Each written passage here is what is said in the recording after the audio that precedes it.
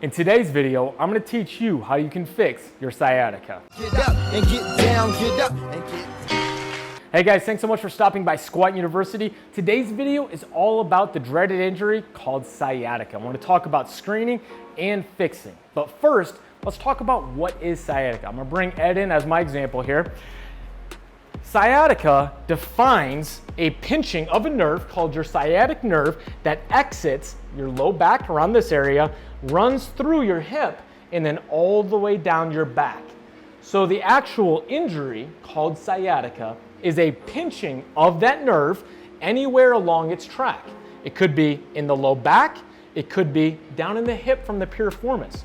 So the important part of our fix today is determining where is this pinching occurring. Is it occurring in the back? Is it occurring at the piriformis? Because if we figure out where it's being pinched at, it's going to change and dictate our treatment to eliminate the pain. So let's start first with the back. I'm going to have Ed perform a stool test. What he's going to do is take a seat in a chair like this. From here, we're going to put the spine in a couple different positions and then apply a load.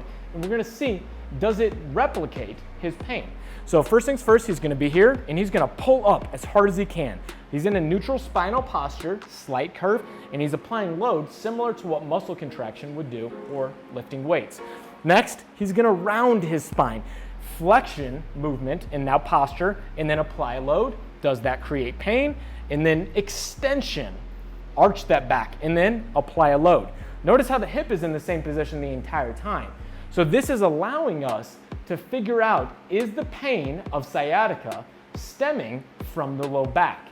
Now, here's the deal. If any one of these postures created or replicated his pain, we can say for sure his pain of sciatica is coming from a pinching in the low back. How would this actually occur? I'm going to get a spine model and demonstrate right here. Here's a dynamic disc designs model, and we can see in this position you have your spinal cord and all these small little nerves that exit out through these areas next to your facets. Now, whenever we are flexing and applying load in some positions, you could have a disc herniation that then pushes out and then pushes on these nerves as they run through. Well, a disc herniation is one of the most common reasons for sciatica in a young person, but that's not always the only reason. You could also have a hypertrophied or a larger facet joint capsule. You could also have ligaments that aren't shown in this, but you could have hypertrophy or a thickening of some of the ligaments that run around this area that also impinge and pinch some of the nerves of the sciatic nerve as it exits through the spine. So regardless of what specific anatomical cause is pinching those branches of the sciatic nerve, we can confirm that it's coming from the spine with the chair test. So that's number one. Now, what do we do if we find them? The first things first is we have to limit the trigger. So if you have pain with flexion, what that means is that we want to limit the amount of flexion that you're in throughout the day to decrease the sensitivity of that pain. So if you sit all day long and that triggers your pain, it's often because you're in a rounded position. You're going to take a towel or make a lumbar roll from something to put yourself into a more neutral spinal position when you have to sit. Also, setting alarms on your phone to say, hey, get up and go take a walk can be extremely helpful. So you limit the amount of time in a seated position. If you had pain that is mimicked with extension posture, you need to think throughout your day, what are you doing that is creating an extended posture position? Are you always standing, overextended? Let's talk about maybe having a more braced posture and being in a more neutral position. When you're doing pressing, are you overarching your low back? Let's try to be in a little bit more of a neutral position. So understanding the postures and how they relate to your symptoms is a very important part in winding down your symptoms whenever it's back-related sciatica. Now let's talk about the second reason someone could have sciatica, and that's coming from the piriformis. So I'm going to have Ed come over here and lay on your back right here. Now again, if we look at the piriformis, it is a muscle that spans from your sacrum over here and attaches onto your femur in this position.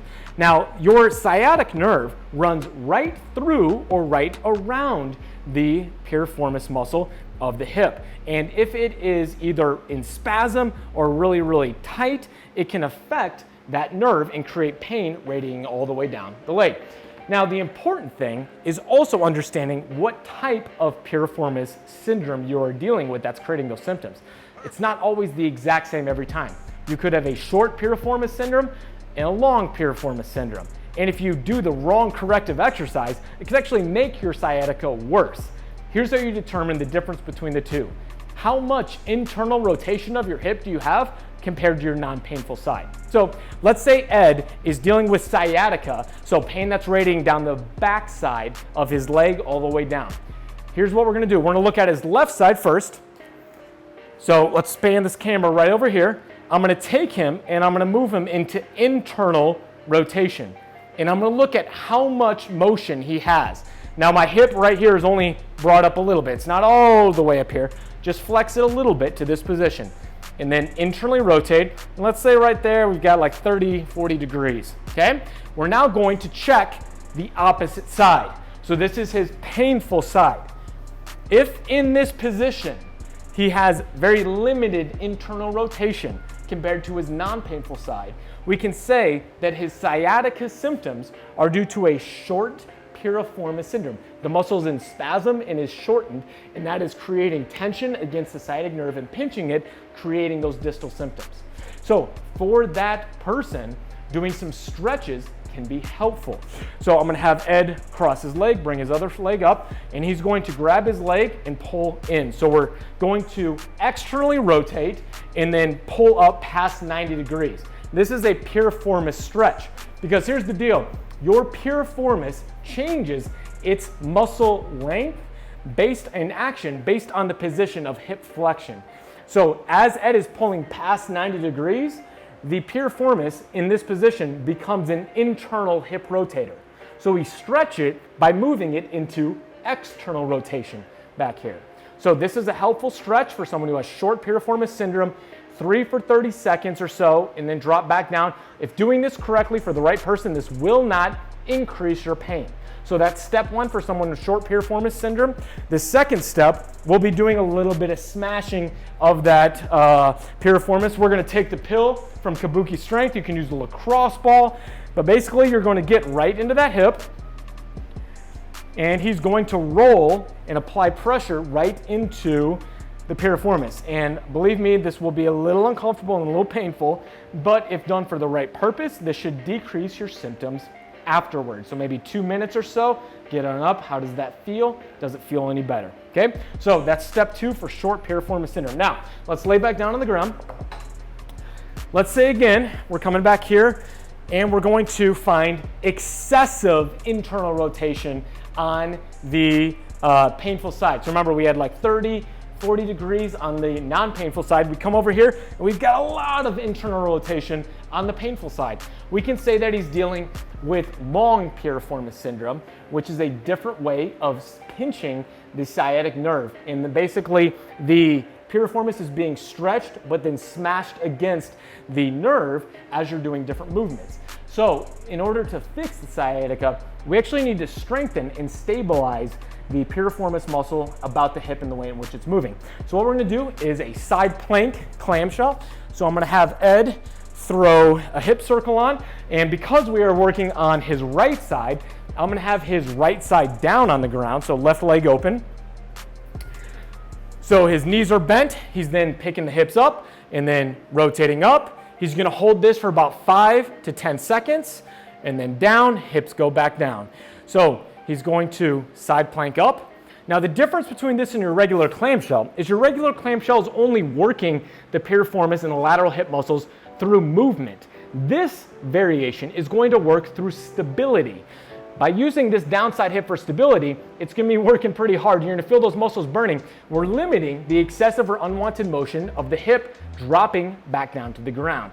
So this is gonna be a much better variation of the clamshell that's going to actually work the lateral hip muscles in a way that relates to fixing movement problems of having that knee collapse in. So this is a very helpful movement for someone with long piriformis syndrome. Okay, jump on up. Now, we talked about if it's coming from your back, we want to be able to avoid postures that trigger pain. If it's coming from your piriformis, we want to do different exercises based on if it's short or long piriformis. But regardless of the type of sciatica that you're dealing with, we can also do nerve flossing. Remember, that nerve runs from your low back all the way down. So we can actually move that nerve up and down like a string being moved up and down through the spine and through the low back and through the hip all the way down in a way that's going to help decrease the amount of symptom severity that you have. This is how they're done. I'm gonna have Ed take a seat right here. Now in this position, if I were to have Ed bring his foot up and then round down, we're actually stretching the sciatic nerve, because that nerve again runs all the way up through here and all the way up. Eventually the nerve tension goes all the way up into the head. Now here's the thing that we don't want to do whenever you're having sciatica. We don't want to stretch the sciatic nerve because that will only make it angry. So stretching the hamstrings is not going to be a good idea if you're dealing with sciatica. Here's what we're going to do, a nerve floss. We're just going to move the nerve, but we're going to keep it relatively the same length. Here's the technique. As Ed brings his foot up, he's going to tilt his whole head and his neck back into extension. And then he's going to bring it down and then flex his head and neck down. This is sliding the nerve up and down. This would be a nerve slider or a nerve floss exercise. Okay, something like this, I would have him do 10 to 20 reps day one. Should not increase pain. And I'm going to see how he responds later that day and that night. Now, here's the thing. Too much of a good thing can be a bad thing. So if I have him do this and it feels pretty good and he does 100 of them, it actually could irritate the nerve. So we don't want to do too many, but I want to see how that feels, how he responds the next day, and then I'll eventually have him do a little bit more volume. So maybe 2 sets of 10 or 2 sets of 20 the next day, and so on until we're doing maybe 3 to 4 sets throughout the day. So let's do this from a side view so we can see everyone else. So you can do this off a high chair, sit on a desk, sit on a table, but again, something where your feet aren't going to hit the ground. And he's going to come up, head and neck, so we can actually get that movement, and then foot down, head and neck down, just like that. This is a nerve slide or nerve floss, okay? So that's the technique for the nerve slider. So that is it for how to fix sciatica. And the big thing, understand where's the pain being generated from. Where's that pinch coming from? Low back or piriformis? What fixes do you then need to do to really create some big change that we're looking for in the end? So I hope you guys liked today's video. If you have any questions, let me know in the comment section below. And again, please subscribe to my channel and share it with your friends if you're really feeling that I'm giving you some good value with these videos. Again, thank you so much for following Squat University. Until next time, guys, happy squatting. They say that energy flows where attention goes, so I pay no mind. Why waste my time with all these negative cats scratching? So caught up in their egos, these people have lost.